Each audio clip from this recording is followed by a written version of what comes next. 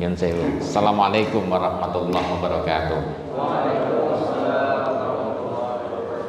Alhamdulillah, salatu wassalamu ala rasulillah nabiyina Muhammad wa ala alihi wa sahbihi wa man tabi'ahum bi ihsan ila yaumil amma ba'd. Sehat sedaya nggih? Alhamdulillah. Baik,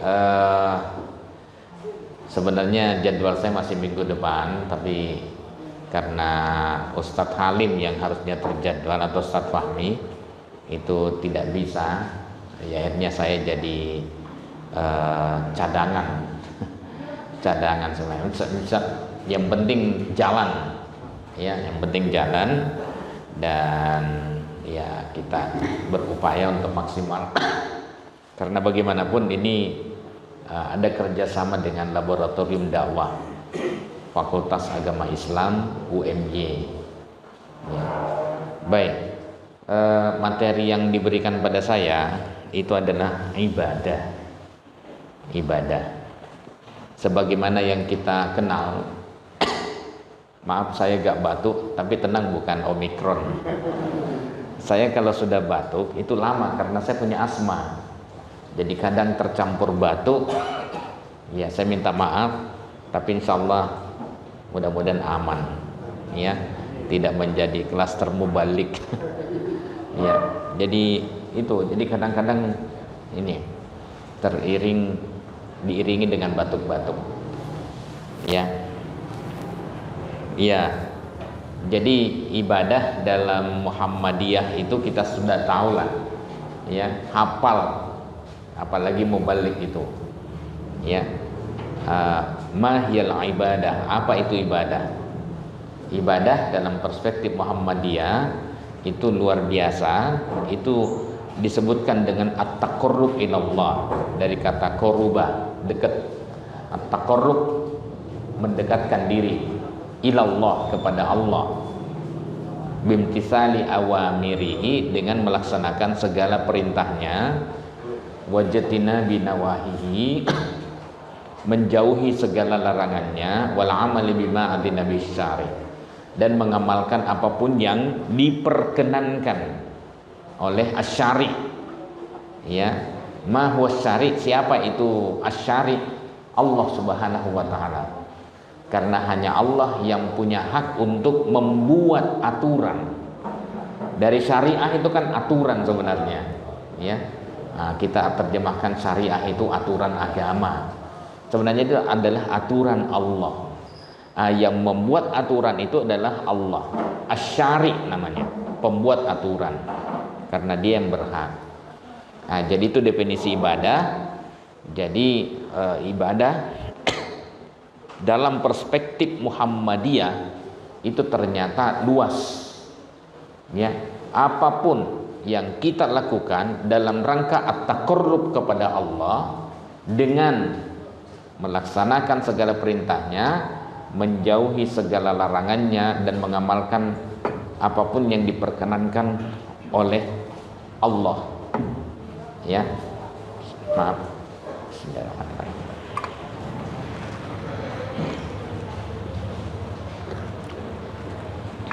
Ini untuk anget-anget sedikit supaya untuk menjaga tidak batuk, ya. Jadi itu definisinya. Jadi Muhammadiyah tidak pernah mendefinisikan ibadah itu hanya sekedar sholat, ya, puasa, zakat, haji, tidak. Tapi lebih luas, ya. Tapi Muhammadiyah membagi dua kelompok ibadah itu, ya. Jadi ibadah itu dibagi dua. Pertama adalah ibadah khusus. Nah, toharo, sholat, zakat, puasa, haji yang saya tulis di sini, ya, kuliah fikih ibadah, itu merupakan ibadah khusus yang ketentuannya ketat, ya, ketat, karena menuntut kesesuaian dengan yang diperintahkan Allah dan Rasulnya, yang dicontohkan oleh Rasulullah Sallallahu Alaihi Wasallam. Ya, baik. Ini saya tidak dari awal karena ini para mubalik ya, jadi harus beda. Kalau ini makna dasarnya. Nah, ini menurut Muhammadiyah. Ya. At-taqarrub ilallah. PDKT kepada Allah. Ya. Kemudian nih. Jadi setelah Muhammadiyah mendefinisikan, lalu kemudian membagi ibadah itu dua. Ada ibadah khossah, ibadah khusus. Nah ini yang saya katakan ketat. Toharo, sholat, zakat, puasa, haji itu termasuk ibadah khusus. Aturannya ketat. Al-aslu fil ibadat al-butlan. Hukum asal ibadat itu adalah batal. Al-hadru, terlarang. Hatta yakuma dalilun alal amri, hingga ada dalil yang menunjukkan pada perintah. Nah, dalam masalah ibadah itu menunggu perintah, menunggu tuntunan, menunggu contoh, ajaran dari Nabi sallallahu alaihi wasallam. Tidak ada perintah, tidak ada contoh, tidak ada tuntunan yang diinformasikan melalui hadis-hadis Nabi, maka fahuwa rad, ditolak. Ya, batal. Al-butlan, al-hadru, dilarang. Jadi dalam masalah ibadah mahdoh, ibadah khossah, tidak boleh ada penambahan dan tidak boleh ada pengurangan. Kadang-kadang kan masalah kita itu kan sering hanya kita definisikan ibadah itu menambah-nambah. Padahal mengurang-urang itu juga termasuk dari bagian bid'ah. Janjane. Ya, itulah penyimpangan. Yang kedua, Muhammadiyah membagi ibadah ammah, ya ibadah umum. Ini definisinya yang umum tadi. Pokoknya segala kegiatan yang dilakukan dalam rangka taqarrub kepada Allah, ya, muamalah, bisnis, dagang, mengajar, ya, rekreasi, berkegiatan sosial, kegiatan budaya, itu termasuk bagian dari ibadah kalau dilakukan dalam rangka taqarrub kepada Allah. Dulu Pak Jindar Tamimi, guru saya di Muallimin, itu termasuk sekretaris pimpinan pusat Muhammadiyah cukup lama, pada periodenya Pak Air Farudin. Maaf.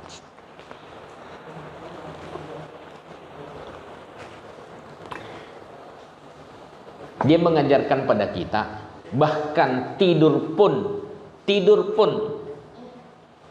ya, itu bisa bernilai ibadah, bisa bernilai ibadah.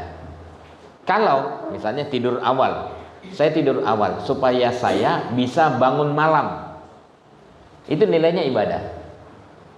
Tapi kalau misalnya saya tidur awal supaya bisa nonton Liga Italia, ya, podo-podo turun nih, tapi niatnya beda, supaya dia bisa bangun malam untuk sholat lail, tahajud, ya, supaya bisa setelah itu darus.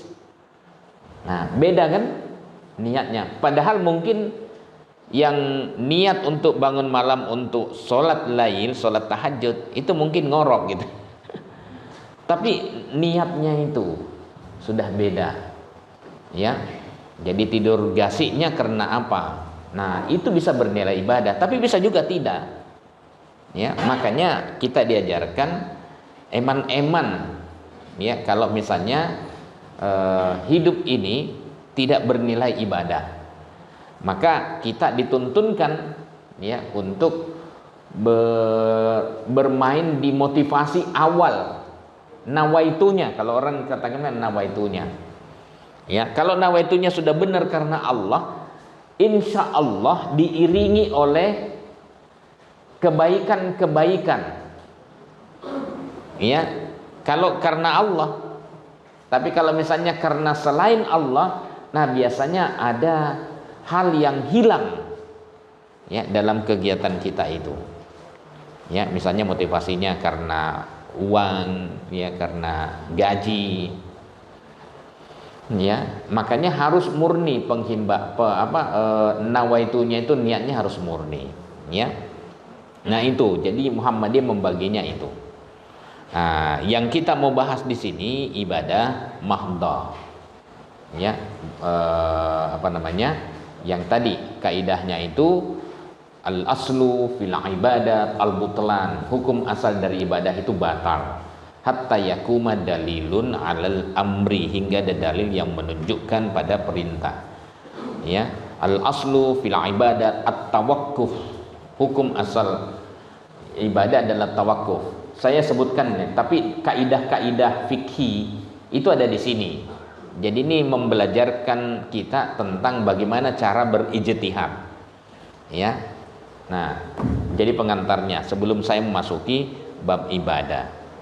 Nah, kemudian tapi kalau misalnya muamalat masuk dalam bagian ibadah, kalau diniatkan karena Allah, maka kaidahnya al aslu fil muamalat al ibahah, hukum asal muamalat itu semuanya boleh.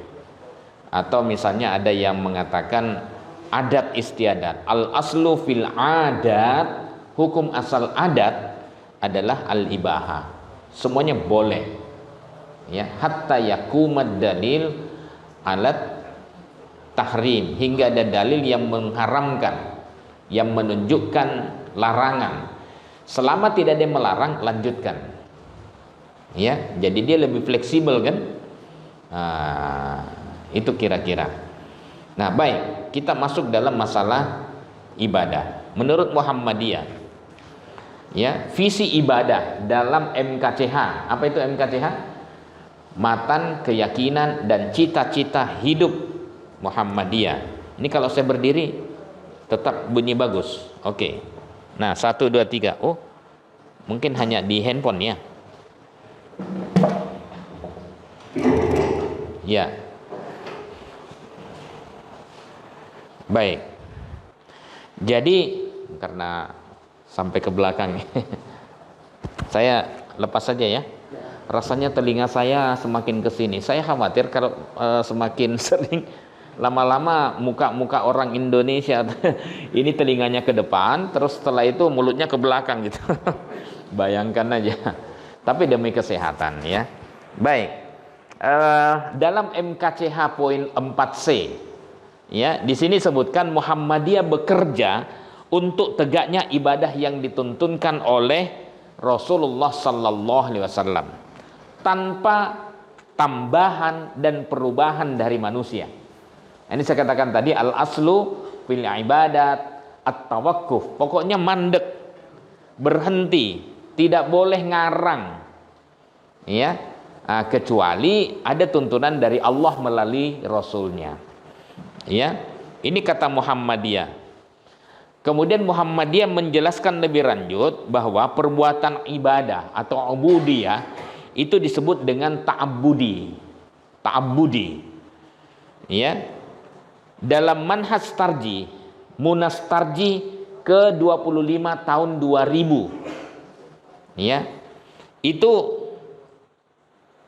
di sana disebutkan prinsip ta'abbudi, prinsip ibadah itu tidak boleh ada penambahan atau pengurangan dan tidak dibenarkan dianalisis secara rasional. Ya, langsung kita masukkan praktek. Bapak Ibu, ketika pandemi, Bapak Ibu sholatnya merapat atau berjarak? Ada dua pendapat. Ada dua pendapat. Merapat atau berjarak? Berjarak. Oke, survei aja lah ya. Ini survei harus jujur. Harus jujur. Yang merapat, angkat tangan. Enggak usah takut. Ini hanya sekedar survei. Merapat pada jadi sholat di masjid dengan merapat. Oke. Oh iya. Tergantung masjidnya, tergantung kiai di masjid itu. Oke, baik. Saya mau survei tingkat ketaatan kita terhadap surat edaran atau maklumat dari pimpinan pusat Muhammadiyah. Ya, kemudian yang berjarak angkat tangan. Oke. Ya, lebih banyak yang berjarak ya. Berarti untuk daerah Sayegan ya, taat dia. Ya, berjarak ya, sesuai dengan instruksi pimpinan pusat Muhammadiyah.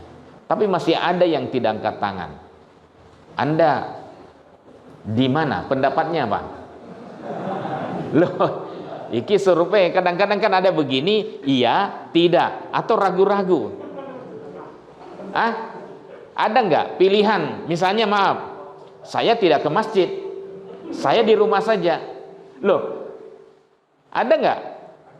Siapa pada saat pandemi dia tidak ke masjid, dia tidak berjarak dan tidak merapat? Kalau di rumah dia merapat dengan keluarga kan? Ada nggak di sini yang tidak ke masjid tapi dia sholat berjamaahnya di rumah? Baik. Kalau hadisnya bilangnya gimana? Rapat. Pernah enggak pada masa Nabi Sallallahu Alaihi Wasallam menjarakkan shaf? Ini ibadah loh ya. Ini kita ngomong ibadah loh ya. Iya. Makanya kita tidak bisa juga menyalahkan apabila ada yang tetap merapat. Kalau wabahnya meningkat di rumah, karena begitu bilangnya Nabi Sallallahu Alaihi Wasallam ketika menjawab pertanyaan Aisyah. Ya Rasul, sekiranya terjadi wabah, terus apa yang kita lakukan? Beribadah di rumah. Sekiranya takdir Allah menentukan lain, virus tetap tembus dan kemudian membuat orang yang sudah ikhtiar untuk beribadah di rumah meninggal, maka syahid dia. Pahalanya sama dengan pahala mati syahid. Begitu kan? Kalau terjadi wabah, kita tidak boleh masuk ke daerah yang kena wabah. Ya, kalau misalnya yang di dalam tidak boleh keluar. Lah itu undangan saya itu kemana-mana, dari mana-mana sampai ke Sulawesi, tempat asal saya. Ya, kelihatan kan dari bahasanya kan. Iya, saya diundang khutbah Idul Adha. Saya katakan tidak, ini lagi ganas-ganasnya Jogja. Saya tidak mau keluar. Daerah merah waktu itu ya. Iya, saya tidak mau. Tapi di sini tidak apa-apa Ustaz kalau sana ya. Tidak apa-apa, tetap tidak. Saya harus taat pada maklumat pimpinan pusat Muhammadiyah dan hadis Nabi Sallallahu Alaihi Wasallam. Tidak kemana-mana, karena lagi gawat. Nah itu yang hadisnya. Ya, ada di daerah Jawa Timur.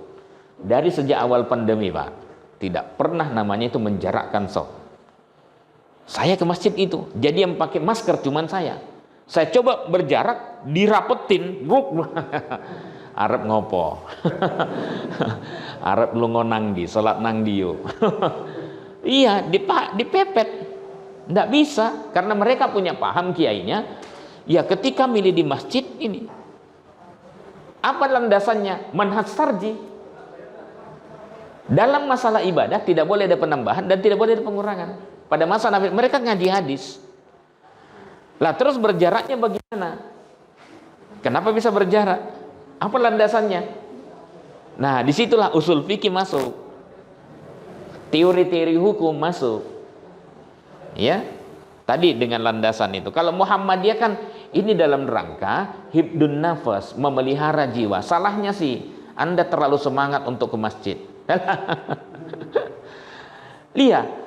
Pertanyaan ini kan untuk menjawab orang-orang yang kangen dengan masjid. Nah, itu artinya sudah ada salah satu tanda dari 7 tanda Allah menaungi kita.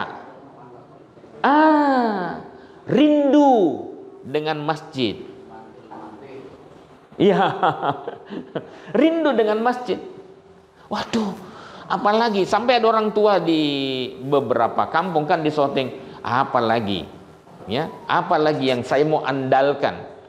Ya, saya dari dulu begini, kalau mati di anu enggak apa-apa katanya. Iya, saya mau matinya dalam kondisi sujud. Ya, kenapa larang-larang orang katanya? Ya, karena enggak ada lagi amalan yang mereka butuh di tengah kegersangan butuh siraman rohani, menguatkan akidahnya. Bingung. Apakah Muhammadiyah melarang yang seperti itu? Tidak juga. Tapi surat edaran bahkan ya tutup masjidnya. Ya. Karena apa? Pertimbangannya adalah hibdun nafas. Hibdun nafas setelah hibduddin, memelihara agama, setelah itu memelihara jiwa. Ya memang sholat itu wajib.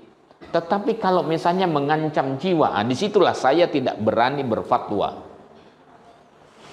Ini kaitannya. Kalau saya misalnya berfatwa, misalnya mengatakan wajib ke masjid atau sholat di rumah. Sampai ada orang anggota pimpinan pusat Muhammadiyah sampai sekarang tidak ke masjid. Sampai sekarang. Karena apa? Pandemi dan dia komorbid. Dia punya alasan. Alasannya masuk akal. Belum dicabut. Loh, apa dicabut juga? Kumpul-kumpul begini dicabut. Belum kan? Makanya tadi diingatkan tetap berjarak. Ya. Belum dicabut sampai sekarang. Makanya tingkat ketaatannya orang Muhammadiyah Jogja itu tinggi, Pak. Ya, tinggi dalam masalah ini. Jadi dia terus terang sampai sekarang pengajian di sini ada nggak? Sudah mulai? Pengajian Ahad pagi yang biasanya itu jam 6 sampai jam 7 sampun daring? Sudah. Sejak kapan? Belum lama kan? Iya. Maklumat udah dicabut belum? Belum. Ya, karena itu tadi tingkat kekangenan. Ya.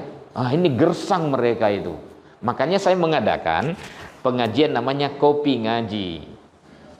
Ya. Mungkin sudah disebar nggak ya sama Pak Mul tadi? Saya bilang Kopi Ngaji itu saya buat di belakang rumah saya, kebetulan sawah yang saya tata seperti kafe. Tapi sebenarnya tempat ngaji. Seperti kafe karena belum jadi kafe. Ashabul kafe. Iya. Nah, Kopi Ngaji itu kita adakan untuk warga Muhammadiyah yang sudah kangen, sementara dia mau mengadakan pengajian sendiri, maklumat PP belum dicabut. Ya. Tapi beberapa tempat itu sudah, maaf. Bekaskan ya.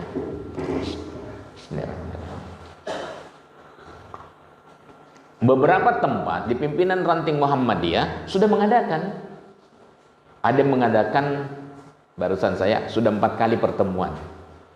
Ada yang baru sudah, kalau Nitian itu pimpinan cabang Muhammadiyah, Nitian itu sudah cukup lama gitu. Mungkin sekitar 4 bulanan, 5 bulan. Ya saya juga mengisi di sana. Saya bilang, enggak apa-apa Ustaz, karena kita sudah butuh siraman rohani untuk menguatkan kita. Janjane piye toh? Yang lainnya masalahnya foto-foto selfie rapat. Tapi kalau sholatnya, pengajiannya kok tidak gitu. Ya. Nah, dia akhirnya mengadakan, sudah setengah tahunan mengadakan. Ada larangan? Tidak. Nah, makanya di situ saya katakan pandemi itu, Covid itu menyerangnya bukan hanya aspek ekonomi, kesehatan, banyak di antara kita yang meninggal. Iya. Tapi juga fikih juga diserang. Makanya beda pendapat. Ya. Nah, mereka, saya mengajunya pada. Jadi kalau misalnya ketemu sama masjid yang jarak, shopnya berjarak, dia tidak mau sholat di masjid itu. Ada tuh warga Muhammadiyah, ustadz juga. Sebaliknya, ada yang melihat kalau shopnya merapat, dia tidak mau sholat di situ. Ya, karena ini mengancam jiwa. Ya, saya tidak tahu. Ini ijtihad ya, ijtihad. Saya manutnya aturan pimpinan pusat Muhammadiyah. Saya berjarak, Pak. Tidak berani saya bermain-main dengan nyawa manusia. Ya. Tapi kalau mau sholat di mana? Sholat di rumah, ya silahkan. Ya. Nah, itu kira-kira Pak. Jadi saya terus terang udahlah, sebagai orang majelis tablik harus manut pada edaran pimpinan pusat Muhammadiyah. Ya. Apa kata dunia? Kalau saya misalnya ngeyel gitu. Nah, ini kira-kira ya. Tapi kita pahami nih, tidak boleh ada penambahan. Ini hanya karena darurat. Ya. Nah, kaidahnya ad-daruratu tubihul mahdurat. Keadaan darurat membolehkan hal yang dilarang.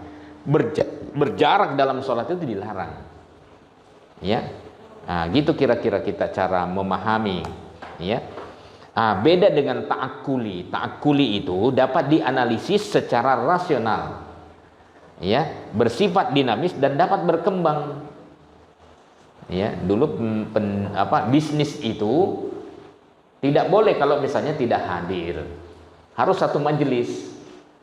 Ya, harus satu majelis. Nah, sekarang Shopee Pay, ya, GoFood, ya, Grab, semuanya pakai itu, online semua. Ya, pembayaran itu kadang-kadang online selesai. Tapi kan aman nggak dana kita? Aman, karena dia dimainkan, diatur oleh satu pusat. Selama tidak ada komplain, tunggu dalam 2 minggu, baru kemudian dibayarkan. Tapi kalau ada komplain, tidak dibayarkan. Jadi bermainnya di situ. Yang penting kan aman. Ya kan, aman yang penting. Tidak ada penipuan. Ya, itu kira-kira. Akad nikah boleh nggak secara online? Ya, nggak usah dulu karena kita sudah lewat. Baik, jadi ini ya. Nah, untuk mendapatkan kemurniannya harus merujuk pada Al-Quran dan As-Sunnah Al-Maqbulah. Nah, sekarang kita lihat. Ini macam ibadah yang saya barusan jelaskan. Muhammadiyah membaginya 2. Umum dengan khusus. Sosial politik termasuk masalah umum, muamalah, pendidikan, budaya, hukum. Jadi boleh dikembangkan. Tapi kalau taharus salat udah ketat dia. Prinsip masing-masing. Ya, kalau masalah muamalah apa saja boleh kecuali yang dilarang. Kalau masalah ibadah khusus semuanya dilarang kecuali ada perintah. Aturan lainnya untuk muamalah yang penting saling ridho. Ya, kemudian adil. Ya. Manfaat, maslahat. Tapi kalau misalnya untuk ibadah khusus, ini yang ketat, ya, dia ya semuanya dilarang kecuali ada perintah. Dia harus ikhlas dan sesuai tuntunan Allah dan Rasulnya. Jadi nggak boleh ngarang, dan ini kaidahnya. Al aslu fil ibadat al hadru atau al butlan illa ma warada anis syari' tasri'uhu. Nah, jika dalam masalah ibadah mahdoh tidak sesuai dengan tuntunan Allah dan Rasulnya, ada 2 akibat yang terjadi. Fahuwa rad, ditolak ibadahnya, dan yang kedua divonis bid'ah dan masuk neraka. A'udzubillah minasyaitonir rajim. Ya, wa kullu bid'atin dolalah. Semua bid'ah itu sesat. Ini dalam masalah ibadah. Bid'ah itu hanya dalam masalah ibadah menurut Muhammadiyah. Dalam masalah muamalah tidak ada bid'ah. Ya. Bagaimana dengan yasinan? Nah, itu. Ya. Yasinan menurut Muhammadiyah itu ibadah, itu termasuk muamalat. Ya. Jadi kalau misalnya ini, tapi kan nuansanya kan ibadah banget itu. Pakai ngaji-ngaji. Nah, hati-hati aja gitu. Ya. Hati-hati aja. Tapi sebenarnya dia termasuk dalam kategori adat istiadat orang Indonesia dan umumnya masyarakat ya Muslim Asia Tenggara. Ya. Jadi harus dibedakan karena di Saudi tidak ada, di Timur Tengah tidak. Ya. Nah, itu adat khas ini. Ya, 40 hari. Dari mana munculnya? Ya, adalah pengaruh-pengaruh. Akhirnya dia bergabung di sana. Campur-campur. Ya. Ya, silahkan saja. Cuma hati-hati. Nah, dalam masalah ibadah mahdoh ini, prinsipnya jika masih ada dasar hadisnya tidak ada masalah, karena tinggal meneliti kualitasnya.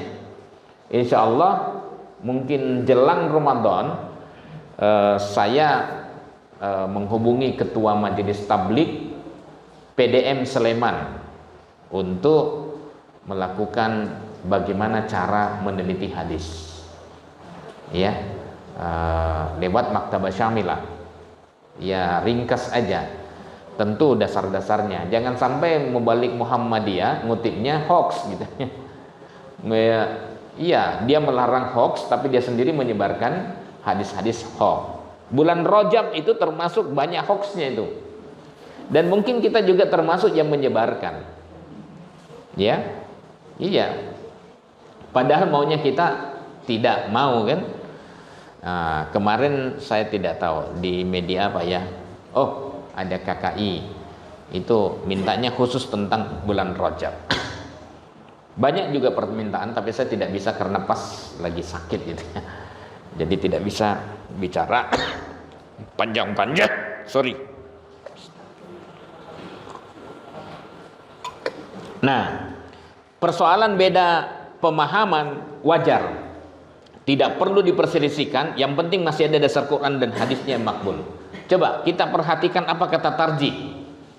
Tarjih menegaskan asal bersandar kepada perintah Tuhan Allah, yakni Al-Quran, dan mengambil tuntunan dari junjungan Nabi Muhammad SAW, yakni Al-Hadis. Itulah pendapat Muhammadiyah. Oh, ini dahsyat ini Pak. Karena diktum seperti ini, persoalan ibadah yang ketat dan rawan konflik selesai. Dan kita memfokuskan energi lebih kita untuk membangun peradaban umat. Masalah muamalat, kita itu jarang bertengkar dalam masalah-masalah ibadah, ya enggak? Kenapa? Karena prinsipnya itu. Walaupun ada juga, kalau tidak diputuskan oleh tarjih, tidak. Ada juga yang begitu. Kenapa harus menunggu? Ya. Nah, makanya banyak yang kita kecolongan itu. Karena ya terlalu ketat sehingga banyak diantara umat Muhammadiyah yang mengambil ceramah-ceramah dari sumber yang lain. Kalau bersamaan sih tidak masalah. Tapi kan prinsipnya Muhammadiyah yang penting ada dasarnya. Sama dengan begini, pengajian. Coba, alasan sebagian orang pimpinan ranting, pimpinan cabang Muhammadiyah mengadakan pengajian dalam beberapa minggu terakhir ini, alasannya apa coba? Mereka pindah tempat ngaji. Karena di kampungnya nggak ada. Tapi itu kan alasan itu kan juga dari dulu terjadi. Mereka pindah tempat mengaji, kenapa? Karena ya tidak ada pengajian di kampungnya atau tidak ada pengajian semenarik yang diinginkan seperti yang ditawarkan oleh majelis yang lain, sehingga dia pindah. Iya kan? Ya tidak usahlah kita, tapi sempat beberapa orang Muhammadiyah itu pindah tempat pengajian. Ada yang terus, ada yang balik lagi. Iya, nah, gitu. Nah, tapi kalau kita lihat, makanya kita udahlah ngadakan Bismillah, tetapi sekali lagi jaga jarak. Ya, kalau yang berdekatan dekat pakai masker lah. Nah, kalau ini jaraknya kan sekitar 3 meter. Ya, yang dianukan 1,5 meter, jadi aman lah. Ya, apalagi di shooting, masa saya pakai masker? Alah. Gini ya, jadi ini sebenarnya pendapat Muhammadiyah. Ini sama dengan pendapat Imam Mazhab. Asal bersandar pada perintah Quran dan Sunnah, ya, maka itulah pendapatku. Ya, para Imam Mazhab kan begitu. Artinya mereka ya jarang, imam-imam mazhabnya jarang bertengkar. Yang bertengkar itu kan masyarakat bawah. Iya, kalau pimpinan-pimpinannya aman. Kenapa? Karena dia paham. Makanya kalau ada misalnya yang berbeda, kita sampaikan ini loh pendapat tarjih. Tapi kalau misalnya dia berbeda, nggak usah dipaksa. Nggak usah dipaksa. Toh namanya al-yakinu la yuzalu bisyak. Keyakinan tidak bisa dikalahkan dengan keraguan. Dia ragu kok dengan pendapat ini. Misalnya ada dengan tarjih. Tapi cara berorganisasi yang benar itu adalah mengikuti tarjih. Tapi dalam persoalan keyakinan, yang penting masih ada dasar Quran dan hadisnya. Itu aman, itu kita bisa tetap berorganisasi dengan baik dan tenang. Ya, jangankan yang seperti itu, Muhammadiyah itu dalam masalah kunut dan tidak kunut, Muhammadiyah kan kita paham, dia tidak kunut subuh. Tapi kira-kira kalau di masjid dekat rumah kita itu adanya masjid yang melaksanakan kunut, kira-kira apa yang kita lakukan? Sholat di tempat itu atau sholat sendiri di rumah? Halo? ikut sholat. Ya, tetap ikut sholat berjamaah lebih penting daripada mempertahankan masalah khilafiyah. Iya, jangan sampai ada orang Muhammadiyah yang dia tidak mau berjamaah gara-gara di sana kunut, di sini tidak. Ah, itu Muhammadiyahnya dipertanyakan. Iya, ikut aja. Lah terus saya termasuk ikut kunut atau tidak? Ah, memang ulama berbeda pendapat. Ada yang mengatakan tetap ikut kunut kalau imamnya kunut. Innama ju'ilal imam liyutamma bih, katanya. Karena imam itu dijadikan hanya untuk diikuti. Nah, makanya sebagian ulama itu mengikuti. Lah sekarang kalau misalnya Muhammadiyah tarjih mengatakan itu hadis kunut dhaif, itu bahkan dhaif jiddan, kata tarjih Muhammadiyah. Penelitian saya, penelitian Prof. Samsul, penelitian, karena peneliti itu harus objektif, ilmuwan itu harus objektif. Saya coba meneliti, ya tetap saja dhaif jiddan. Kaidahnya kan hadis-hadis dhaif jiddan tidak bisa saling menguatkan. Sehingga saya bisa memahami kenapa Muhammadiyah memilih untuk tidak kunut subuh. Tapi luar biasanya Muhammadiyah tidak pernah membid'ahkan yang berbeda termasuk kunut. Nggak ada itu fatwa atau putusan tarjih membid'ahkan yang berbeda dengan yang dipilihnya. Ya. Nah sekarang kalau orang Muhammadiyah ikut pada jamaah yang kebetulan imamnya itu kunut subuh, terus gimana sikapnya? Tetap ikut berjamaah. Terus kunut gimana?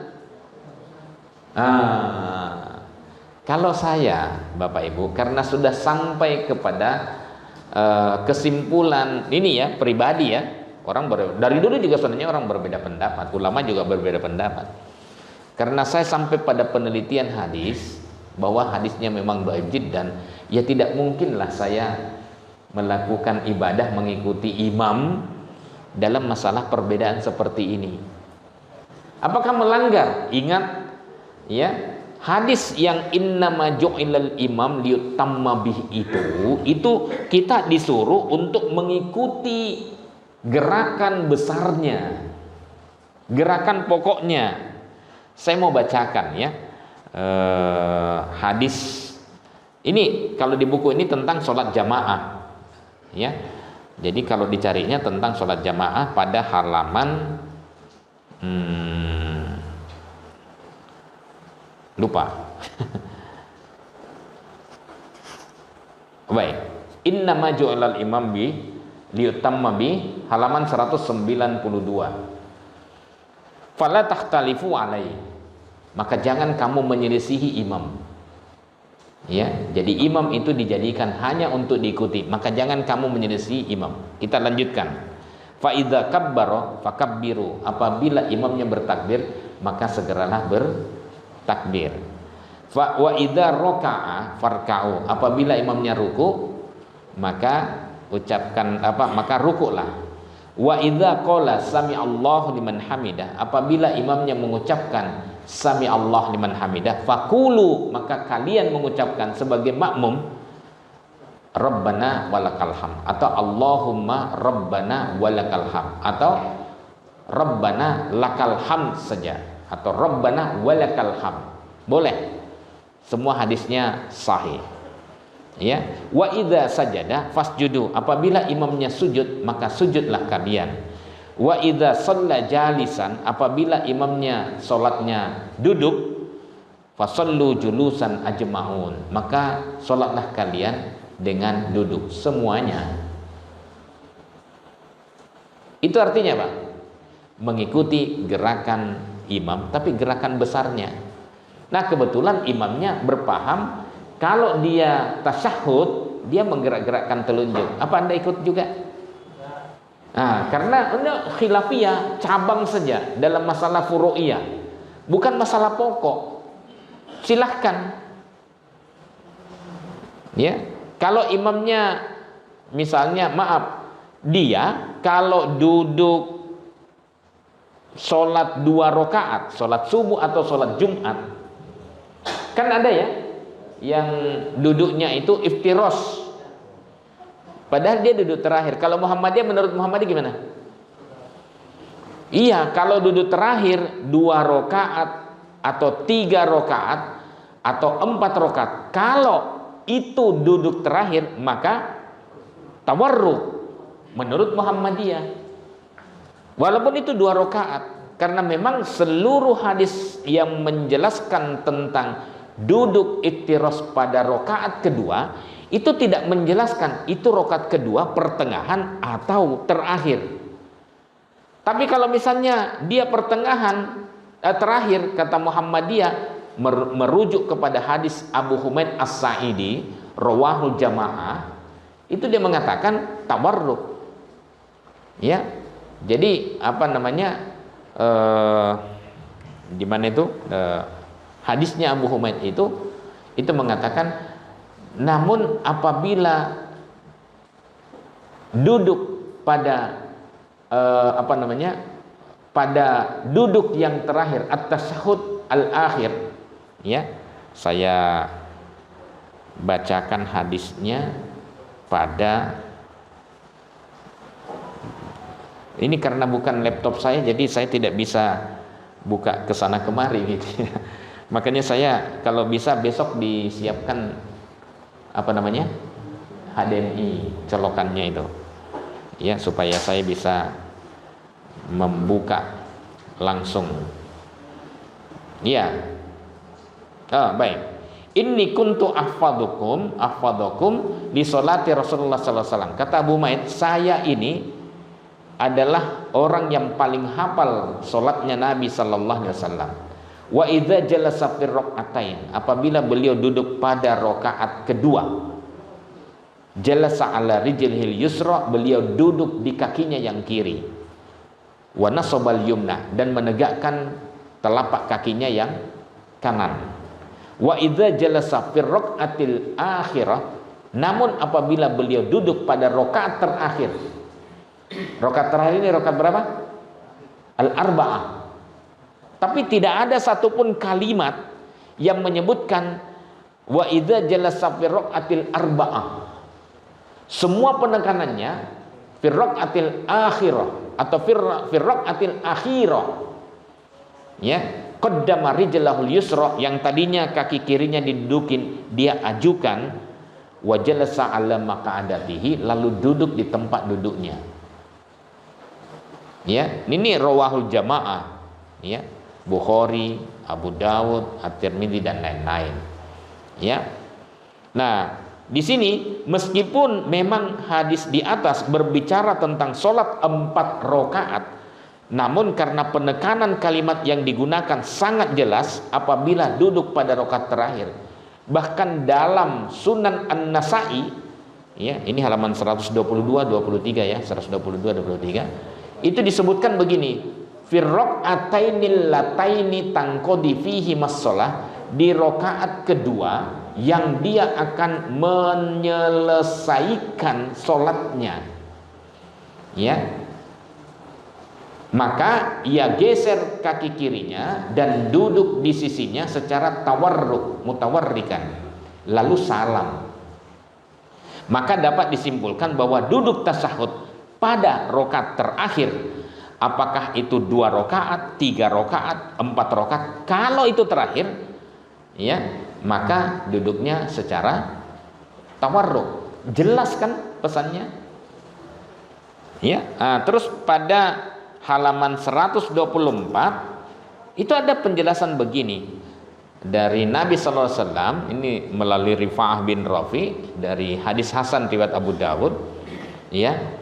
Fa idza jalasta fi wasatis shalah, apabila Anda duduk pada pertengahan sholat, fatma'inna, maka duduklah dengan tenang, waftaris fakhidakal yusra, dan iftiroskan kakimu yang kiri, summa tasyahhad, lalu bertasyahud.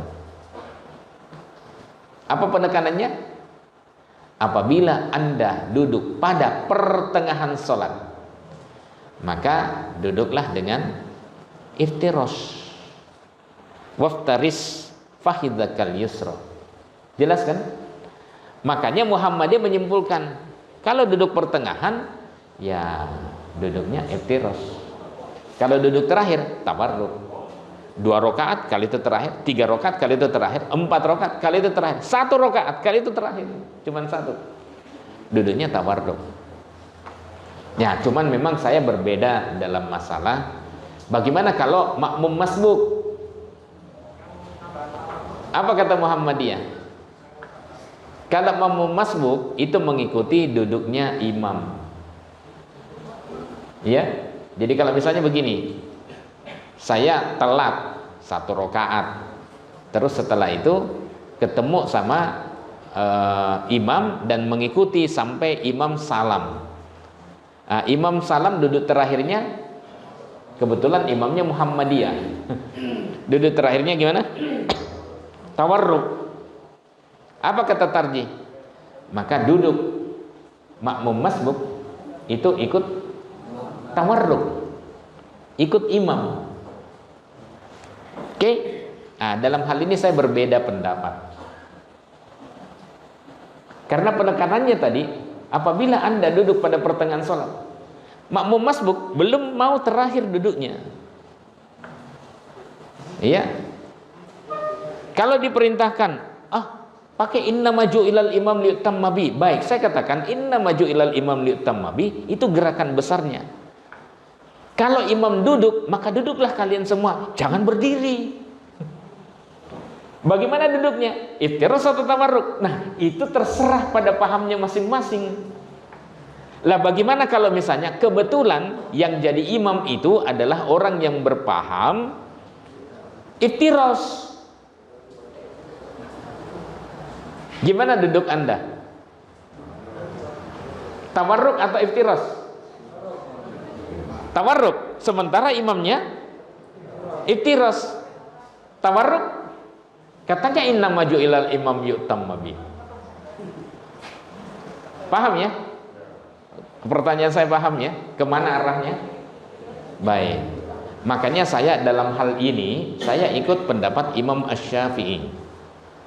Ya, Imam Asy-Syafi'i. Gimana? Ada masalah nggak? Nggak ada masalah Ustaz, silahkan. Nggak ada masalah. Toh karena yang seperti ini kan biasa-biasa aja.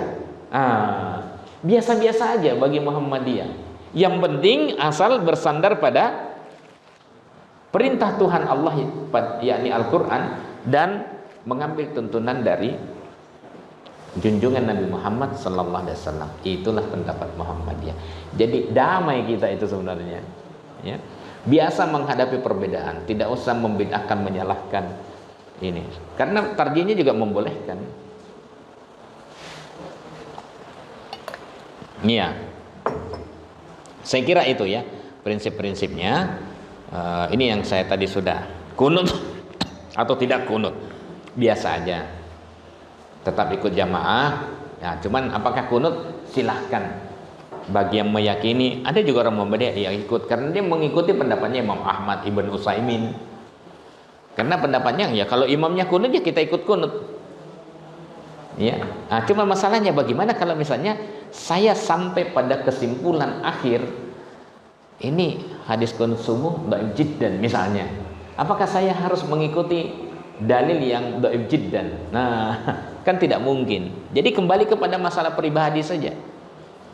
Ya mau kunut ikut silahkan. Apa dalilnya? Inna majulal imam yu'tamma bi. Tidak masalah. Ya, jadi ya Muhammadiyah harus dibiasakan yang seperti ini. Jadi supaya kita dewasa, tidak menghabiskan energi dalam masalah seperti ini. Energi kita yang berlebih ini harus dibuat untuk membangun peradaban. Ya, membangun peradaban.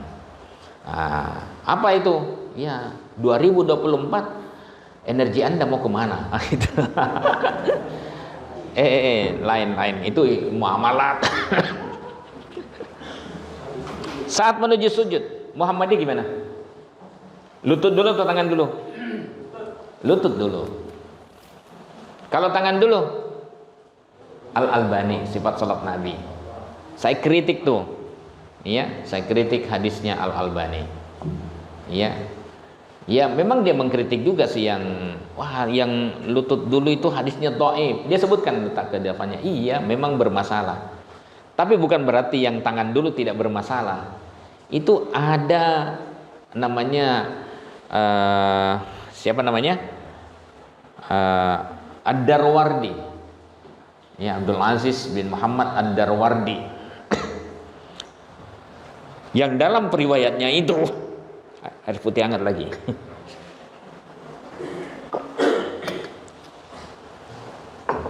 Yang dalam riwayatnya itu orang itu ada, dan dia dikenal sebagai orang baik, orang jujur, tetapi hafalannya kacau, suka meriwayatkan hadis yang kebolak-balik, maklub. Makanya dia mengatakan jangan sujud seperti onta, tapi hendaklah letakkan kedua tangan lebih dahulu sebelum lutut. Sekarang kita perhatikan, belajar tentang anatomi onta. Saya pernah diskusi ada sajadah. Nah, sini aja lah. Ya, mana struktur onta? Bismillah. 96 kilo. Supaya ketok. Ya. Tangannya onta yang mana? Nggak ada. Nggak ada. Semuanya kaki. Yang depan itu ya kaki juga. Nah, bingung kan? Ya. Tapi kalau misalnya mau dipersonifikasikan, kira-kira mana yang layak dijadikan sebagai tangan? Depan. Oke. Onta itu berjalan dengan 4 kakinya. Yang dilarang itu seperti onta. Yang ini contoh. Nah, dia udah begini dulu. Maka hendaklah dia letakkan tangannya dulu. Tangannya dulu. Itu tangannya sudah letak dulu. Dan selalu yang dilipat yang mana? Kalau onta mau depro, apa namanya? Dekem. Depan dulu. Onta ini dulu. Kuda ini dulu. Kambing ini dulu. Itu yang dilarang, yang menyerupai itu. Maka hendaklah letakkan. Nah, makanya ini orang yang meriwayatkan ini tidak paham struktur onta. Makanya disebut dengan maklub. Hadisnya kebolak-balik nih, kata Ibnul Qayyim Al-Jauziyah. Oke. Tapi naik-naik kursi begini jangan diikutin, cuma contoh supaya lihat. Ya. Nggak sopan. Oh, kalau Pak Prapto, Ibnu Juraimi ya Ustaz ya, malah dia naik di sini ya. Karena ya kadang yang begini kan nggak kelihatan, supaya contohnya ketok. Maaf, ini nggak stabil. Nanti mudah-mudahan 1-2 bulan sembuh. Itu susahnya. Ada asma itu termasuk komorbidnya. Nah, ya. Jadi sebenarnya punya rukhsah saya untuk tidak ke masjid.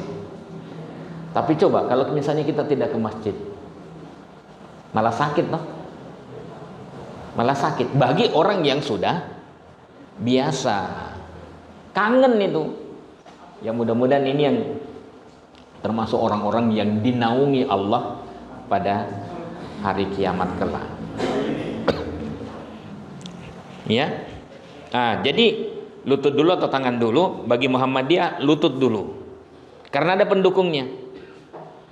Kalau Ibnu Umar, oh itu pendukungnya itu Ibnu Umar itu tangan dulu. Oke, dalam Bulughul Maram disebutkan sebagai pendukung, tidak masalah. Tapi ingat, Ibnu Umar dalam Musannaf Ibn Abi Saibah itu dijelaskan bahwa dulu dia lutut dulu. Memang ada hadis yang populer itu yang tangan dulu, tapi dulu lutut dulu ketika masih kuat. Nah, lututnya sudah kena asam urat. Ya. Maka tangan dulu. Karena memang dia kegemukan. Dia itu lebih besar daripada bapaknya Umar bin Khattab. Itu kadang-kadang pendekatan, ya, pendekatan dari sisi yang lain. Nah, yang penting masih ada hadisnya. Tangan dulu juga tidak masalah sih di Muhammadiyah. Yang penting masih ada. Jangan yang tidak ada hadisnya. Kepala dulu itu nggak ada hadisnya. Nah, PKU itu. Jangan sekali-kali mencoba, karena itu bid'ah dan mencelakakan. Menggerak-gerakkan telunjuk tidak ada masalah, tapi Muhammadiyah memilih untuk tidak, ya, anteng, ya, analisanya tarjih. Sholat lail, ini besok 443 atau 221. Di sini pakai yang mana, Pak? Baik, survei sajalah. Yang 443 siapa? Formasi. Yang 2 duanya 10 kali, 5 kali. Nggak ada ya. Guru kami Pak Praktek Nujuraimi itu mempraktekkan semuanya, sehingga kita terbiasa 2 salam, 2 salam, 2 salam. Itu juga dipraktekkan. Kadang 4, yang sering memang 443. Tapi orang Muhammadiyah perlu diperkenalkan seperti itu. Saya pernah menjelaskan berbagai macam praktek, dan itu kan HPT itu kan jelas itu. Berbagai macam format pelaksanaan taraweh disebutkan semua, tapi yang kita lebih sering praktekkan 443. Nah, teman-teman yang lain itu tidak pernah dilakukan secara berjamaah oleh Rasulullah SAW. Kenapa? Karena ketika Nabi SAW ditanya Ibnu Umar, bagaimana sholat malam itu? Sholatul lail masna-masna. Jadi panduannya masna-masna. Bukan masna wa sulasa wa ruba', itu lain lagi babnya. Masna-masna, 2-2. Jadi dia memahami 443 itu ya caranya 2 duduk, walaupun mungkin tidak salam. Ya, dia cara memahaminya begitu. Dia lupa. Sorry. Wah, ini langsung hilangannya. Panas banget. Langsung bisa sekali teguh, setelah itu tidak muncul-muncul lagi. Waduh. Nggak ukur-ukur ini. Hilang waktu. Atau jangan-jangan terapinya sayegan begitu ya. Baik. Sampai mana tadi? Ya? Formasi. Oke. Ada, jadi mereka lupa bahwa Nabi SAW pernah melaksanakan sholat malam 6 rakaat langsung. La yajlisu fihinna illa inda sadisah. Tidak duduk selama melaksanakan 6 rakaat kecuali pada rakaat ke-6. Di dalam hadis yang lain tidak duduk, ya, selama 8 rakaat kecuali pada rakaat ke-8. Rakaat ke-8 duduk. Ada yang salam, ada yang duduk tasahud tapi tidak salam, langsung berdiri lagi. Lah kalau misalnya penjelasannya begitu, apakah harus dipaksakan masna-masna? 2 rakaat salam. Ibnu Umar ditanya, apa yang maksud dengan masna-masna itu? Ya, salam pada setiap 2 rakaat. Lah kalau misalnya duduk 4 rakaat kemudian pakai duduk, berarti tidak cocok dengan masna, karena masna-masna itu maknanya salam pada setiap 2 rakaat. Saya jelaskan di sini. Ya. Jadi gimana? Ya, ada yang dilakukan 4 rakaat memang tidak ada penjelasan, tapi 6 rakaat dengan 8 rakaat ada langsung. Tidak duduk kecuali pada rakaat ke-6, tidak duduk kecuali pada rakaat ke-8. Untuk 4 rakaat tidak ada penjelasan rinci. Muhammadiyah memahami apa adanya. 4 rakaat ya 4 rakaat. Ketika disebut 4 rakaat pelaksananya 2 rakaat, itu ada sendiri sebagai tanawwu, ada sendiri. Silahkan. Muhammadiyah memberikan pilihan, boleh ini, boleh itu, boleh. Bahkan jangankan seperti itu, 2 salam, 2 kali 4, kemudian tambah 3, Muhammadiyah juga membolehkan. Apa rujukannya? Subulus salam. Disebutkan dengan panjang 2, 3. Padahal kalau dicari hadisnya, dalam satu hadis tidak ada hadisnya itu. Makanya di sini sebutkan, saya tidak menemukan hadis yang 2 salam kali 4 ya, 2 kali 4 tambah 3 rakaat langsung. Ya, tapi dalam subulus salam ada. Makanya saya katakan rujukan awal orang-orang Muhammadiyah kebanyakan pada subulus salam. Hasil penelitian saya juga menunjukkan begitu. Itu penelitian lama. Tapi saya buktikan, iya, sedikit-sedikit subulus salam. Sedikit-sedikit subulus salam.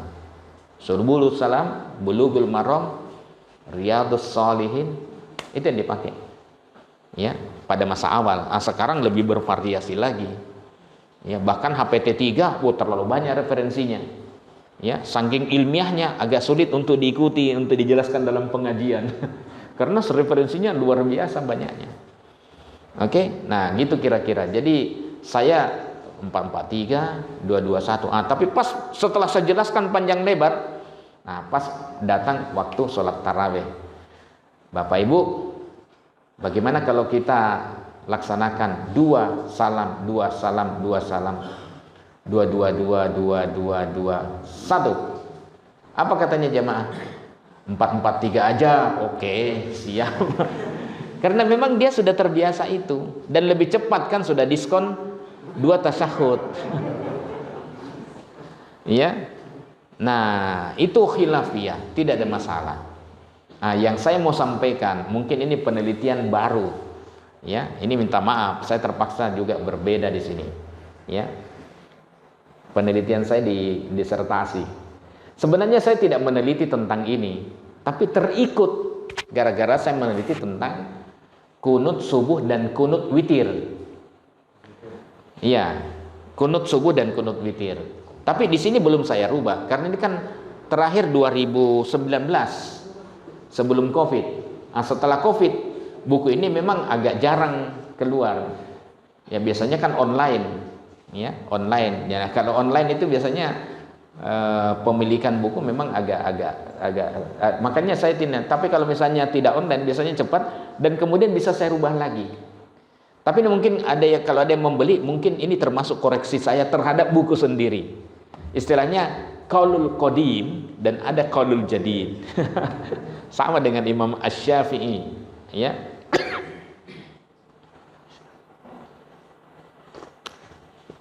Nah, hasil penelitian saya, doa setelah sholat malam, apa bacanya? Subhanallah. Baik. Berapa kali? 3 kali. Ya, oke. Tetap itu dipertahankan. Subhanal malikil quddus, subhanal malikil quddus, subhanal malikil quddus. Itu pada bacaan ketiga dipanjangkan dan ditinggikan. Oke? Sama ya? Oke. Lanjutannya apa? Baik. Rabbil malaikati warruh. Lah itulah hasil penelitian saya. Tambahan jalur sanad yang menyebutkan Rabbil malaikati warruh itu hadisnya dhaif jiddan. Ya, dhaif jiddan. Ini penelitian. Ya, boleh enggak? Ya, ini penelitian saya sampaikan aja. Ya. Yang lain belum saya rubah, tapi tanda-tanda perubahan itu sudah ada di sana. Saya pisahkan itu. Ya, sudah ada dalam buku kuliah fikih ibadah. Ya. Jadi di situ saya saya sebutkan ya subhanal malikul quddus 3 kali tetap sunnah ya, itu rawahunya sama, hadis hasan riwayat An-Nasa'i, Ahmad, At-Toyalisi, Al-Baghawi. Abu Dawud juga meriwayatkan tapi hanya 1 kali subhanal malikul quddus. Itu hadisnya aman lah ya. Hadisnya aman, artinya boleh tetap dilanjutkan. Tapi Rabbil malaikati warruh di sini belum saya rubah, tapi catatan saya sudah penuh di sini. Tambahan ini Rabbil malaikati warruh hadisnya dhaif jiddan alias palsu. Ya. Dari mana? Itu ada dalam riwayat Ad-Daraqutni. Kenapa saya katakan palsu? Karena ada Abdullah bin Sulaiman bin Al-As'as. Itu pemalsu hadis. Tapi kalau Rabbil malaikati warruh 3 kali, itu tetap sunnah. Saya sudah mengamalkan ini sebenarnya sudah sebelum pandemi ya. Tapi saya pertegas lagi, saya ulang ini, iya ada peneliti, ada periwayat ini. Ya, untuk pengamalan pribadi saya tidak pakai lagi Rabbil Malaikat. Karena saya bilang sama Ustadz Asep, tolong diteliti lagi tuh tambahan ziyadah Rabbil Malaikati Warroh. Hasil penelitian saya kok dhaif jiddan ya. Kenapa? Karena ada Abdullah bin Sulaiman bin Al-As'as. Coba buktikan siapa orang itu. Nanti ketemunya hadisnya dhaif jiddan, pemalsu hadis. Ya, tapi kan pernah nggak diteliti ulang? Belum itu. Nah, saya juga waktu itu percaya saja pada tarjih karena kan ijtihad jama'i. Ya, ya ijtihad jama'i kan bareng-bareng. Tidak mungkin lah, bukan tidak mungkin, kesalahannya kan kecil, tingkat kesalahannya kecil. Tapi itu hasil penelitian. Saya kan tolong dicek lagi. Ya. Jadi tidak ini kan, karena ini masalah ibadah mahdhah. Nah, sekarang bagaimana sikap kita? Apakah persoalan kita kan di sini? Apakah menunggu putusan tarjih turun? Ataukah kalau sudah tahu berdasarkan keyakinan pribadi sudah bisa dilaksanakan? Gimana kira-kira sikap Bapak Ibu? Coba saya mau tanya aja sikap Bapak Ibu. Ini sekalian saya mau lihat bagaimana tingkat pertama keilmuan dan ketaatan. Ya, ketika kita menemukan dalil belum ada putusannya, kira-kira ngikut yang mana? Menunggu putusan turun ataukah dalilnya di ini? Tapi kita kaji sama-sama. Menunggu putusan atau dalil yang sudah jelas, tapi diteliti sama-sama loh ya. Nanti kalau ada kan dari PUTM putranya sinten jenengan? Oh, sudah semester udah selesai. Udah selesai. Coba suruh meneliti coba itu Rabbil Malaikati Warroh.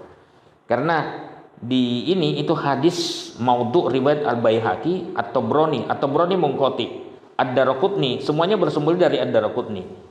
Ya. Tapi masih bagus. Muhammadiyah masih ada hadisnya. Daripada ada yang menyebutkan subuhun kudus Rabbuna wa Rabbul Malaikati Warroh, itu tidak ada hadisnya sama sekali itu. Hadis palsunya juga nggak ada. Pemalsu hadis nggak doyan yang seperti ini. Ya, nggak ada hadis palsunya. Ya. Makanya ini yang menyebabkan kenapa kita perlu mengikuti pelatihan penelitian hadis lewat Maktabah Syamilah. Maktabah Syamilah yang sekarang itu sudah lebih bagus, pendek, muatannya cuma 6 giga. Tapi muatan kitabnya banyak sekali, lebih banyak dibanding daripada yang dulu yang sampai 52 giga, 60 sekian giga. Ya, sekarang cuma 6 giga, tapi dipadatkan, dikompres itu. Ya. Nah, Ustadz Akhir itu kemarin pada saat kita melakukan pelatihan untuk mubalik khusus daerah Gamping. Jadi kalau misalnya Sleman, Gamping Sleman, mereka mubaliknya sudah pada tahu. Ya, karena tahun lalu kita mengadakan itu. Tahun ini kita mau perlebar. Karena mereka minta, wah ini kayaknya sekali pertemuan dari pagi sampai sore. Enggak ini. Tidak cukup katanya waktunya. Ya memang harus selalu setelah tahu ilmunya dasar-dasarnya harus dilatih. Ya namanya juga sama dengan ilmu kan teori. Badminton kita sudah tahu teorinya kalau naik smash. Ya semesnya itu kalau misalnya pada jam 11 gitu. Ya, kemudian pokoknya kita sudah tahu.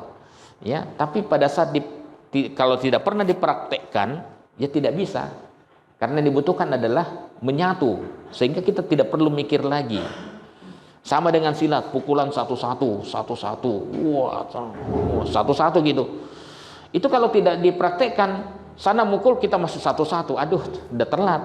Udah sampai sini dulu pukulan lawan baru kita bergerak. Wah, harusnya tangkisnya begitu. Enggak. Jadikan dia menjadi gerakan refleks, menyatu sehingga ada pukulan langsung aja tiba-tiba begini, tiba-tiba tangkis, tiba-tiba mukul gitu. Itu namanya apa? Ilmu kalau sudah menyatu dalam diri, enggak perlu lagi hafalan. Nah, saya menginginkan mubalik Muhammadiyah itu seperti itu. Sudah pokoknya karena kita kan apa ya, rujukan utamanya kan Al-Quran dan As-Sunnah.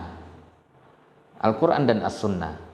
Jadi Quran sunnah kok malah kita menyebarkan yang hoax juga. Ya, itu kira-kira tujuannya. Ini sekaligus dengan ulumul hadis ya. Nah, ini misalnya contoh yang lain. Kalau ini silahkan aja lah ya variasinya itu, tapi itu termasuk masukan. Ya, kalau ini tidak ada hadisnya sama sekali. Tuntunan untuk melafalkan niat sholat usolli fardal maghrib. Tidak ada hadisnya. Ya. Kemudian doa duduk di antara dua sujud yang pakai wa'af ini wa'fu anni. Tidak ada hadisnya. Jadi tetap bertahan di yang diputuskan oleh tarjih. Dalam tanya jawab agama sebenarnya sudah dijelaskan juga panjang lebar. Doa sujud sahwi, subhanallahi la yanamu wa la yasu, tidak ada hadisnya. Tapi kan sebagian kita kan hafalnya itu kan? Iya, karena Al-Ghazali dalam Ihya Ulumuddin bilang, itu memang doa yang cocok untuk orang yang lupa. Maha suci zat. Maaf.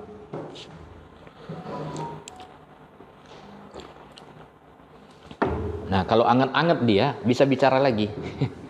Ya. Ya. Jadi itu yang paling cocok kalau orang yang lupa. Artinya kan ya, Maha suci zat yang tidak pernah lupa dan tidak pernah tidur. Ya, tidak pernah tidur dan tidak pernah lupa. Ya, nah itu. Kemudian jawaban kalimat taswib azan subuh. Nah, ini juga yang saya singgung. Ya, tapi di sini yang saya tekankan adalah jawabannya as-sholatu khairum minan naum, jawabannya sama.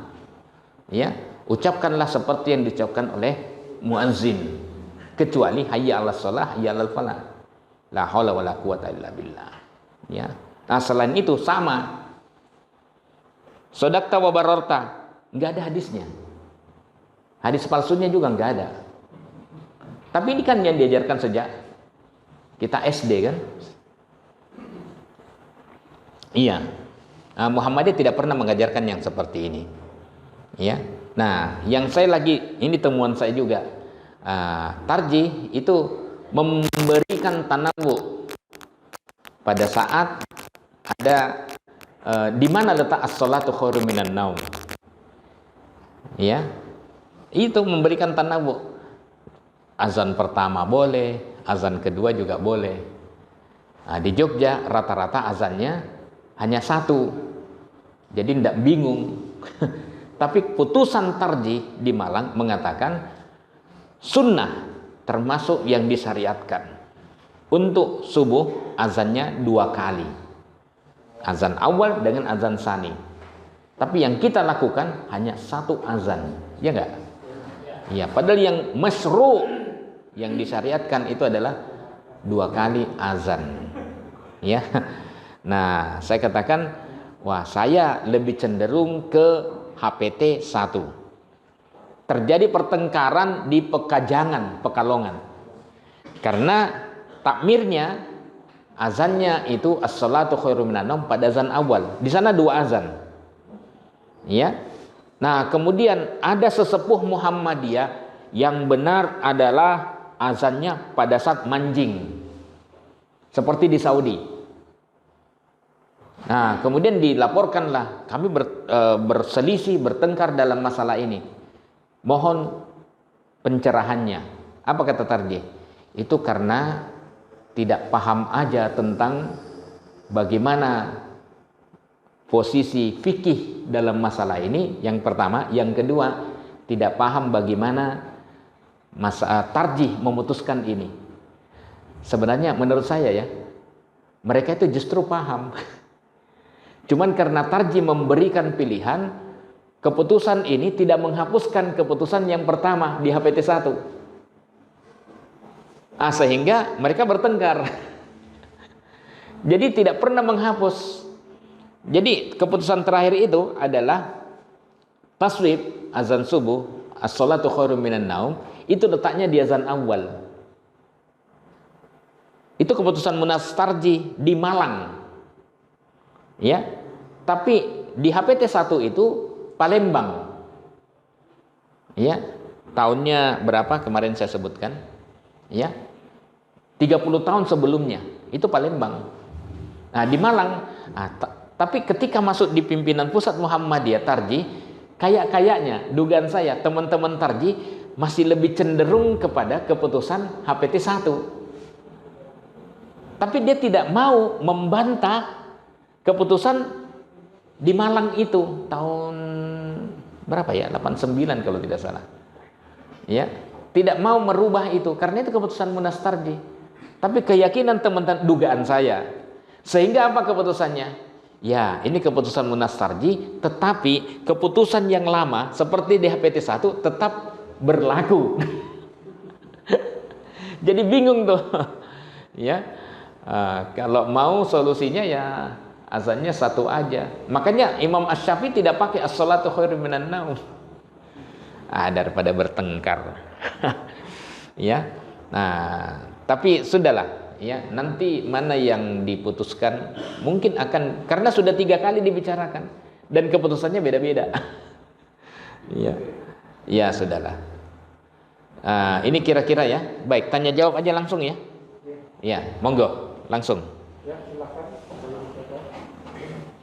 Ini sampai jam berapa ini? Ya Allah ya Rabbi. 9.23. Padahal sampai jam 9. Monggo Ustaz. Assalamualaikum warahmatullahi wabarakatuh. Waalaikumsalam warahmatullahi wabarakatuh. Saya Jumroni. Tadi dikatakan bahwa tidak menggunakan doa sujud sahwi. Bagaimana kalau seorang imam kelupaan rakaatnya sehingga oleh makmum diingatkan, apakah sebelum salam juga harus melakukan itu atau yang benar seperti apa menurut Tarji? Karena pemahaman kadang-kadang ada yang harus dengan sujud sahwi, ada yang tidak dengan sujud sahwi. Mana yang paling tepat sesuai dengan Tarji? Terima kasih Pak. Assalamualaikum warahmatullahi wabarakatuh. Waalaikumsalam warahmatullahi wabarakatuh. Ya, memang Tarji panjang penjelasannya. Di sini juga sebenarnya saya muat berdasarkan putusan Tarji. Ya. Panjang penjelasannya dengan dalil-dalilnya yang lengkap. Cuman saya bisa menyimpulkan begini, menyederhanakan. Kalau dia ingatnya sebelum salam, maka sujud sahwinya bisa dilakukan sebelum salam. Tapi kalau misalnya imamnya baru sadar setelah dia salam, maka tergantung. Kalau kurang tinggal tambah 1 rakaat. Kemudian setelah itu karena dia masih diingatkan, dia sujud sahwinya sebelum salam. Ya. Tapi kalau misalnya pernah kejadian, ini ada semua hadisnya. Ya. Kelebihan. Kemudian diingatkan oleh sahabat, Nabi, sepertinya ini kelebihan. Tanya sama sahabat, iya betul. Kemudian Nabi SAW tidak menambah, langsung sujud sahwi. Ya. Apa yang dibaca? Yang dibaca adalah, ya silahkan mau membaca, tidak membaca, karena memang tidak ada doa khusus sujud sahwi, nggak ada hadisnya. Sebagian ulama bilangnya ucapkanlah doa sujud yang sudah ada, karena itu sudah termasuk bagian dari doa sujud. Ucapkan saja. Ya, mana yang mau dipilih? Kalau saya memberikan pilihan 2. Kalau Tarji sepertinya tidak memberikan pilihan. Sepertinya tidak memberikan pilihan. Jadi pokoknya sujud sahwi saja. Tapi kalau mau membaca doa sujud yang sudah ada, sebaiknya baca yang ada permohonan ampun di dalamnya. Karena kan kelalaian kita. Apa itu? Ini yang paling sering dibaca oleh Nabi SAW dalam sujud. Subhanakallahumma Rabbana wa bihamdikallahumma ghafirli. Jadi subhanakallahumma Rabbana wa bihamdikallahumma ghafirli. Ya. Jadi dengan pujian kepadamu, maka ampunilah aku. Ya, ada permohonan ampunnya. Tapi kalau yang lain kan tidak ada permohonan ampunnya, kecuali Allahumma inni a'udzu biridhaka min sakhatik wa bi mu'afatik min uqubatik. Itu kan hadisnya juga sahih. Ya, dibaca oleh Nabi sallallahu alaihi wasallam pada saat sujud, yang kemudian ceritanya itu Nabi sallallahu alaihi wasallam menyentuh Aisyah menyentuh kaki Nabi sallallahu alaihi wasallam. Nah, ada yang menyebutkan merapat. Nah, kemarin saya dalam Instagram itu menemukan ada Instagram begini. Kebetulan apa ya? Dakwah Jogja itu kalau tidak salah itu. Dia mengatakan yang benar sujudnya adalah merapatkan tumit pada saat sujud. Ya, yang salah itu adalah kalau dia tidak tegak dan kemudian dia menidurkan jari-jarinya tidak menghadap ke arah kiblat, itu dia silang. Dan yang benar adalah yang merapat. Tapi tidak menjelaskan bagaimana kalau yang renggang.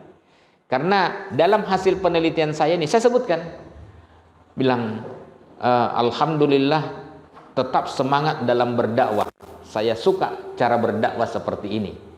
Tapi maaf, setahu saya, sanad yang menuntunkan untuk merapatkan tumit, nanti dibaca sini ya, itu hadisnya bermasalah. Dari 9 jalur sanad yang saya temukan, 8 sama sekali tidak menyinggung tentang tuntunan merapatkan tumit pada saat sujud. Sama sekali. Tapi ada 1 jalur sanad menurut Al-Hakim dalam Mustadraknya, dia bilang begini, tidak ada satupun hadis yang menyinggung adanya tuntunan merapatkan tumit pada saat sujud kecuali yang melalui Yahya bin Ayyub Al-Ghafiqi. Saya curiga periwayat hadisnya saja itu bilang ini meragukan karena ada Yahya bin Ayyub. Saya coba teliti Yahya bin Ayyub Al-Ghafiqi, ketemu orang ini orang yang jujur, baik orangnya, tetapi hafalannya bermasalah, lemah dan kacau. Saya sebutkan jelek dan kacau hafalannya. Sehingga saya katakan yang merapatkan itu hadisnya bermasalah, yang tidak menyebutkan merapatkan hadisnya aman. Dan cerita itu banyak sekali, Bukhari, Muslim menceritakan banyak, tapi tidak ada sama sekali yang menuntunkan untuk merapatkan tumit. Jadi lebar tumit pada saat sujud bagaimana? Sama saat ketika kita berdiri, ya, tidak terlalu renggang, ya, selebar bahu kita, dan tidak juga merapat. Oke, itu penjelasan saya. Ya, tadi tuntunannya bagaimana sujudnya, ya seperti itu. Jadi penjelasannya Tarji agak rinci dia. Di sini juga saya rincikan karena saya ambilnya juga dari Tarji. Cuman ketika kesimpulan duanya paling saya singkat sajalah. Ya. Tapi kalau misalnya sudah 5 rakaat, ya tentu tinggal sujud lah. Masa mau nambah lagi? Ya, itu pernah juga terjadi pada masa Nabi sallallahu alaihi wasallam. Gitu, Pak ya. Oke, matur nuwun. Ada yang lain? Silahkan. Monggo. Dari pertanyaan dari Bapak tadi. Monggo, Pak, supaya Pak moderator Riki Mawan, supaya ketahuan siapa nanti yang dipersilahkan. Monggo, Pak. Lupa rakaat dalam sujud. Seperti saya sendiri pernah terjadi beberapa kali. Misalkan sholat isya, seingat imam saya sendiri itu sudah 4 rakaat, tapi kemudian pada rakaat yang ketiga tasyahud akhir, kemudian berarti saya lupa. Kemudian oleh makmum diingatkan subhanallah, kemudian saya berdiri lanjutkan diikuti imam sampai akhir salam. Apakah saya dalam lupa itu juga harus sujud karena sudah diingatkan oleh makmum? Terima kasih. Iya, Pak Masidi. Ini lupa rakaat atau lupa rakaat. Iya, walaupun kita tidak dalam kondisi lupa, tapi kalau makmumnya sujud sahwi, kita juga ikut sujud sahwi. Ya. Kalau misalnya, jadi setelah diingatkan subhanallah, ya. Tapi imamnya merasa tidak benar, ya. Mengikuti keyakinan kita. Jadi kalau misalnya kita merasa benar, tadi pertanyaan gitu ya, Pak ya. Ya, sementara makmum itu mengatakan subhanallah kor lagi. Sama-sama gitu. Berarti mungkin kita yang keliru. Ya. Nah, itu kita ikuti di mana letak kesalahannya. Ya. Nah, kemudian pakai sujud sahwi walaupun kita yakinnya ya. Atau misalnya nanti setelah salam ditanyakan, "Di mana? Saya tidak merasa lupa." Ya, tapi karena yang lainnya kor secara bersama. Tapi kalau cuma satu memang meragukan. Ya mungkin makmumnya kadang melamun, subhanallah. Loh, apa iki? Malah ada yang pernah terjadi begini, Pak. Karena dia menganggap bahwa sujud sahwi kunut itu wajib. Di masjid dekat UMJ. Kunut itu wajib pada saat imamnya tidak kunut, karena di Jogja kan rata-rata tidak kunut. Apa yang dilakukan oleh makmum ini? Subhanallah.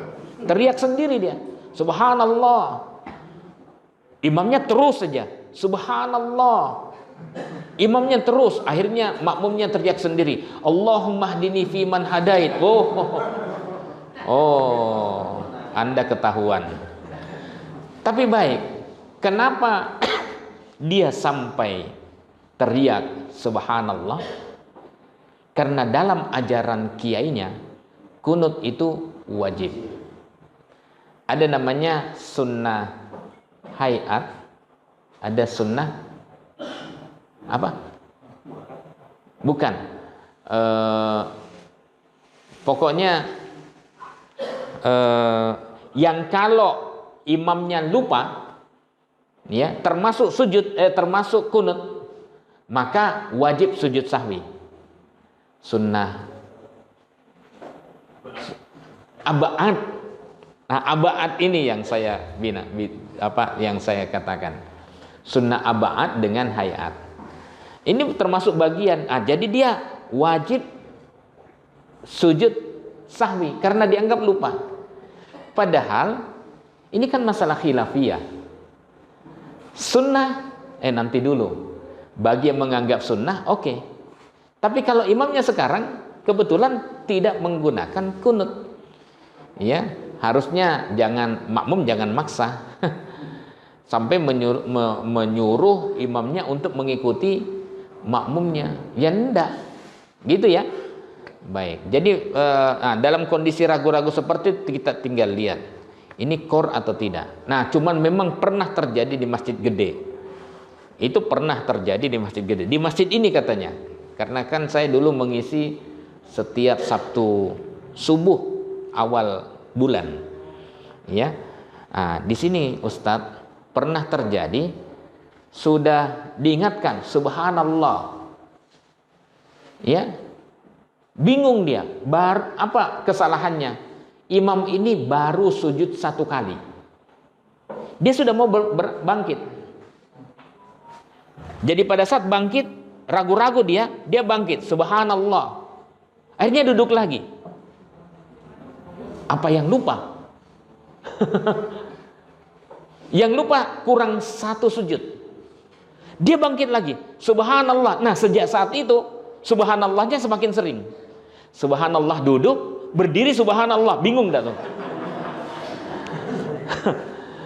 Dia enggak tahu di mana lupanya. Akhirnya sudah 1, 2, 3, wah, itu pernah terjadi di Masjid Kadipaten juga. Ustadz, kemarin di sini itu imamnya lupa, baru sujud 1 kali sudah berdiri. Pertama sih aman, tapi setelah itu duduk subhanallah, berdiri subhanallah, bingung enggak tuh? Apa yang kemudian dilakukan? Ada anak muda yang kemudian udahlah, lebih bagus saya berkorban ngomong karena subhanallah tidak mempan. Orang ngerti ya? Ya, akhirnya anak muda itu pada saat simbahnya itu, ini juga makmumnya, subhanallah itu sekali-sekali aja, jangan terus-terusan. Bingung kan? Berdiri subhanallah, masih subhanallah, berdiri, bingung dia. Akhirnya anak muda itu korban, dia mengorbankan dirinya. Lebih bagus saya menyelamatkan. Dia bilang begini, "Mbah, sujudnya kirang setunggal." Simbahnya yang imam itu bilang begini, "Oh, G." Itu bubar itu, Pak. Itu bubar. Di masjid gede itu terjadi hal yang sama. Tetapi di belakang makmum imam itu orang-orang yang terbaik berikutnya lah, ya. Dia tahu ini kurang satu, subhanallah tidak mempan. Jadi pertanyaannya, ketika subhanallah tidak mempan, lalu bagaimana solusinya? Kemudian imamnya ada satu yang ngomong begini, sujud kurang satu, selesai masalah. Kemudian orang itu sujud lagi, selesai. Sujud sekali sudah, bangkit lagi, ya. Dan apakah yang mengatakan sujud kurang satu itu batal sholatnya? Tidak, lanjutkan. Loh, kenapa dilanjutkan? Bukankah dia ngomong omongan yang tidak ada, bukan bagian dari sholat? Nabi Sallallahu Alaihi Wasallam lupa. Kadang 3 rakaat, pernah. Kadang kelebihan, pernah juga. Ya, nah kemudian setelah itu udah ngobrol. Nabi, apa ada wahyu yang turun? Kayaknya Nabi Sallallahu Alaihi Wasallam itu sholatnya 3 rakaat. Ada perubahan enggak? Oh iya. Enggak ada perubahan. Oh, kalau begitu mari kita tambah 1. Udah ngomong, tambahnya 1. Bukan kata Nabi, kalau begitu kita ulangi dari awal. Alah. Enggak, Nabi SAW hanya tambah 1, selesai masalah. Itu kalau ngerti fikih sholat. Kalau enggak, itu tadi anak muda itu ngerjain subhanallah, subhanallah. Ya bingung lah. Ya. Kalau keluar tak pateni kok ya. Mungkin kata simbahnya begitu. Baik, ada yang lain? Silakan Pak. Waalaikumsalam warahmatullahi wabarakatuh. Terima kasih Ustaz.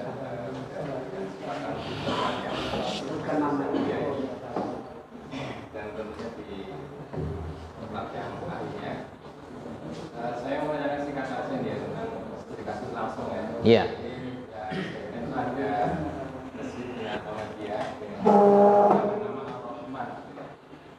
Nah, sementara kemarin ada jamaah itu dengan membaca al-Qur'annya dari beberapa ustaz lain itu menemukan hadis bahwa menggunakan nama Ar-Rahman itu termasuk yang tidak dibolehkan karena itu nama khusus dari Allah SWT dan dipakai untuk nama makhluk dan mungkin ini apakah ada ya di kajian tarjih atau mungkin masih dikaji tentang kesusahan hadis mungkin ada penguat hadis lain maksudnya boleh karena kemarin ada kontra ada jamaah ada yang menginginkan ini segera dirubah namanya tapi ada juga yang ingin mempertahankan. Sekian Ustaz. Iya. Baik, Ar-Rahman memang khusus nama Allah, ya. Tapi apakah? Karena yang wakaf itu Pak Rahman, sehingga mestinya diberikan nama itu. Mungkin biar terkenal untuk selamanya pada. Oh begitu ya? Ya, yang wakaf namanya Surahman, bukan Rahman. Oh Surahman. Oh iya. Jadi mungkin supaya Arab gitu Ar-Rahman. Saya terus terang belum harus saya lihat tarjih juga harus saya tidak berani memberikan ini karena ya harus lihat dulu rujukannya. Boleh nggak memberikan nama masjid langsung Ar-Rahman karena itu memang nama khusus. Kalau Ar-Rahim bagaimana? Sebenarnya nama Allah juga, tapi yang khusus memang Ar-Rahman, tidak diberikan kepada yang lain. Nah, kalau Ar-Rahim itu juga sifat Nabi Sallallahu Alaihi Wasallam salah satunya. Ya, tapi kalau Ar-Rahman satu, makanya pakai Abdul gitu. Abdul Rahman. Ya, nanti dilihatlah. Saya boleh ditanyakan di tarjih. Ya, boleh ditanyakan di tarjih bagaimana dengan penamaan itu. Tapi dugaan saya sementara nama itu dibolehkan. Ya, dugaan saya sementara. Ya. Ya, memang mengundang ikhtilaf ya di kalangan kita gitu. Makanya bagaimana sebenarnya penamaan itu? Tanyakan di tarjih. Ya, mudah-mudahan nanti bisa segera dijawab karena yang ngantri juga panjang gitu ya. Paling dalam satu hari mungkin cuma 3 persoalan yang bisa dijawab setiap ba'da Jumat itu. Sidangnya tim fatwa majelis tarjih. Ya. Gitu Ustaz ya. Saya tidak bisa memberikan jawaban tentang kebolehannya. Matur nuwun. Cukup ya dulu ya. Iya. Besok-besok masih ada insyaallah. Kita langsung masuk pada persoalan-persoalan khilafiyah yang lebih spesifik lagi. Ya. Ternuwun dari saya, billahi taufiq wal hidayah. Assalamualaikum warahmatullahi wabarakatuh. Baik, mari kita syukuri dengan doa kafaratul majlis. Subhanallah.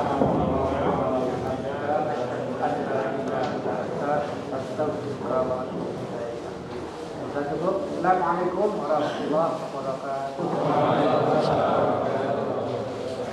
Ternuwun. Bablas waktunya. Antusias itu, dan mulainya